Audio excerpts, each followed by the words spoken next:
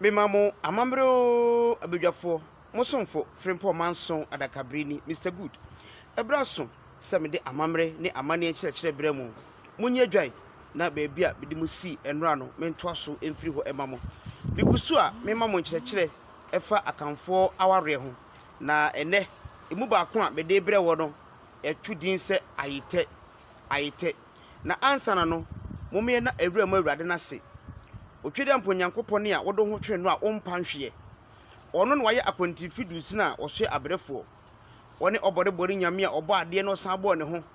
kokromotie san no bɔpɔ a enye yie ɔsensenko nyankopɔne a odi amantirenu ɔhwe so abɔ ho ban ama afi akwawiye yɛda so te ase bɔni bia nsi yɛmfa aseda ɛma no ɔno ne da sense nyame ɛda na se a ensa ɔyɛ bi ama yɛn anuanom ɛne nkyerɛkyerɛ am de brɛ wɔ no ɛfa yɛnkyerɛkyerɛ a mahyase be se ene kakra ni efa kanfo aware ahodo ne ho ene dem de brɛ wo no yatu din AYETÄ eti makyerɛw AYETÄ no ase na afei makyerɛw onipa a otin ware sa aware yi ene de ebatabata ho moma yɛn hyase AYETÄ ɛyɛ aware a ɔhene ana wɔta akɔ sa aware yi ɛyɛ ɔhene na mpempi no efia ɔhene ɛbɛware mu no so ohu oba bi anasa abayo bu ho na no ho yefa odi kan eme de menkenso anase akofuna ekosi sa efie no aboboa no eto obi a otwam no behunu menkenso anase akofuna no na kyese nana ede nano ato oba bi so ewo fie ho eba sa ensese obi akọ efie no mu agodie enti eye aware a ohene na oware sa aware yi eye aware a so ohene ware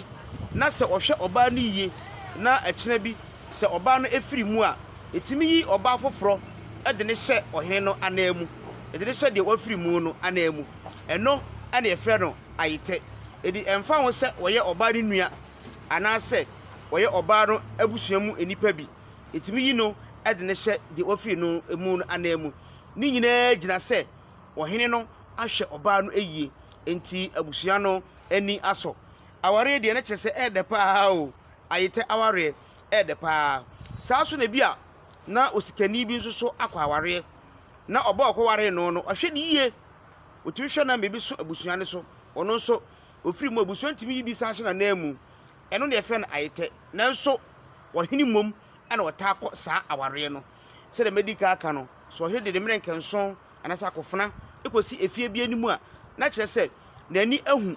abaya so no bi wo ho a oba abɛware no ti se koba saa eni hu kwan se be ma bia ekudi ho agro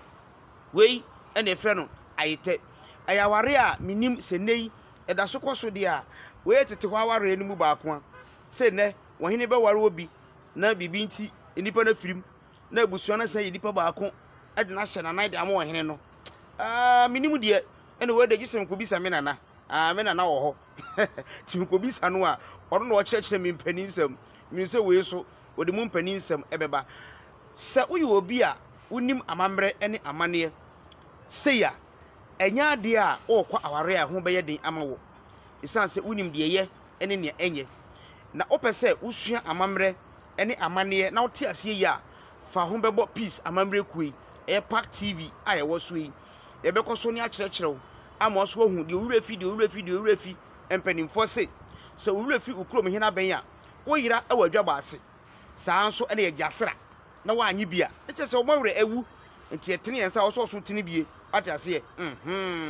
koso ne di echi ne ye nkyerɛkyerɛ de wo ho aye peace Amammerɛ prama ye ne ne san wo PAK TV so yi a wo hwe ani ye wo Facebook ye wo Instagram ye wo Telegram ye wo WhatsApp ye wo baby a de so ba Instagram so a obenya ye ba Facebook so a obenya ye oba Telegram a obenya ye oba WhatsApp a eno nso obenya ye so pese wo so yasene ne yebo dwumadie ho dawuro nso ma wo fa no ma ya eguasie hei na nso so ya wafrɛ 0245 035643 0245 035643 PAK TV suni de yenkoa ana de be ma wo Frimpong Manso Adakabere Mr. Good me ana mbesom wo o kyena biom yebehia makramo